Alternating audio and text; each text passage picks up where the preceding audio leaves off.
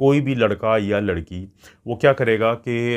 वो कुछ दिनों के लिए या तो एक ही दिन में बार बार काफ़ी दफ़ा या एक हफ्ते में 2-3 दिनों के अंदर वो ज़्यादा ऐसे खाने खाएगा जो ज़्यादा कैलोरीज़ वाले होते हैं। पिछले दिनों दोस्तों मैंने एक वीडियो बनाई थी एनोरेक्सिया नर्वोज़ा पे। उसी तरह की एक उससे मिलती जुलती एक और छोटा सा ज़हनी ऐसी बीमारी है जो काफ़ी लोगों को परेशान करती है और उनको आइडिया नहीं होता है, उसे कहते हैं बुलिमिया नर्वोज़ा। बुलिमिया नर्वोज़ा में क्या होता है इसमें और इसका फ़र्क क्या है एनोरेक्सिया नर्वोज़ा से, वो मैं आपको बता देता हूँ। बुलिमिया नर्वोज़ा में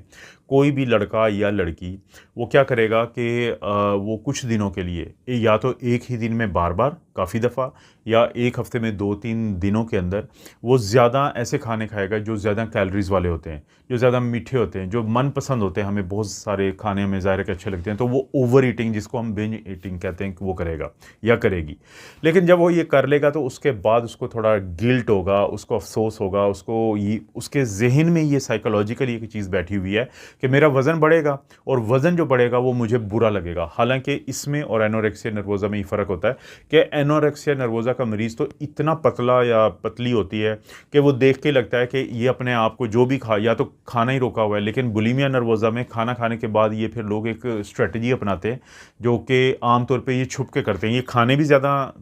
तर अकेले खाते हैं या छुप के खाते हैं और ये फिर स्ट्रेटजी भी जो करते हैं वो मैं आपको बता देता हूँ। लेकिन इनका वज़न जो होता है वो कम नहीं होता। इनका वज़न ऑलमोस्ट कह लें कि जो नॉर्मल बीएमआई का मैंने जिक्र किया था एनोरेक्सिया नर्वोज़ा की वीडियो जो आप देख सकते हैं कि उसमें बीएमआई 15 से भी नीचे चली जाती है एक्सट्रीम केसेस में। लेकिन इसमें बीएमआई बॉडी मास इंडेक्स आमतौर पर जो नॉर्मल होता है उसी के 20% के करीब करीब रहती है।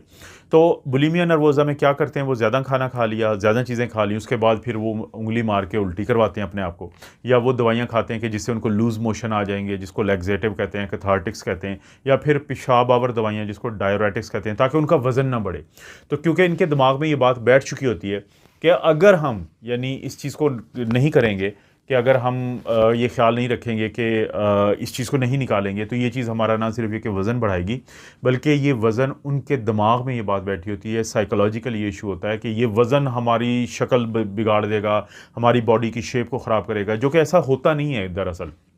तो आम तौर पे जिस तरह के एनोरेक्सिया नर्वोज़ा में फैमिली के में कोई ना कोई इस तरह के इश्यूज़ चल रहे होते हैं, या लोग परफेक्शनिस्ट होते हैं, या लोग ऐसे होते हैं कि जो टाइप ए पर्सनैलिटी के किसी भी काम को तकमील तक पहुंचाने वाली पर्सनैलिटी होती हैं, ऑब्सेशन का उनको मसला होता है, वो अपनी फैमिली में मशहूर होते हैं कि जो भी काम करते हैं इनको इसको इंतहा तक लेके जाते हैं। तो इसी तरह से बुलिमिया जो नर्वोज़ा है इसमें भी यही होता है। अब इसकी तशख़ीस कैसे होती है, आम तौर पर देखें क्यों ज़रूरी है बुलिमिया नर्वोज़ा को समझना। एनोरेक्सिया नर्वोज़ा की तरह इसमें भी इलेक्ट्रोलाइट की कमी हो जाती है, इसमें भी जब बार बार वो उल्टियाँ की जाती हैं उससे गला ख़राब रहता है, दांत जो है वो ख़राब होना शुरू हो जाते हैं, सांस जो खुराक की नाली होती है, क्योंकि जब आप वॉमिट करते हैं तो मैदे से तेज़ाब जब गुजरता है आपकी खुराक की नाली से तो वो फिर वहाँ पे फेरेंजाइटिस करता है, फिर वो और भी बहुत सारा जो आपको इसोफेजाइटिस करता है,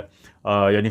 पाइप जो होता है फूड पाइप होता है उसमें ज़ख़म बनना शुरू हो जाते हैं। फिर इलेक्ट्रोलाइट की कमी के अलावा भी पानी की कमी होने के बहुत ज़्यादा चांसेस है, क्योंकि ये लोग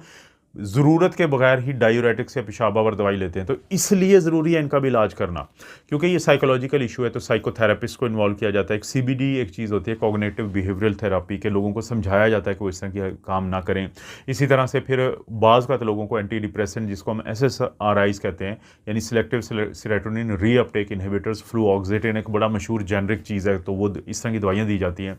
तो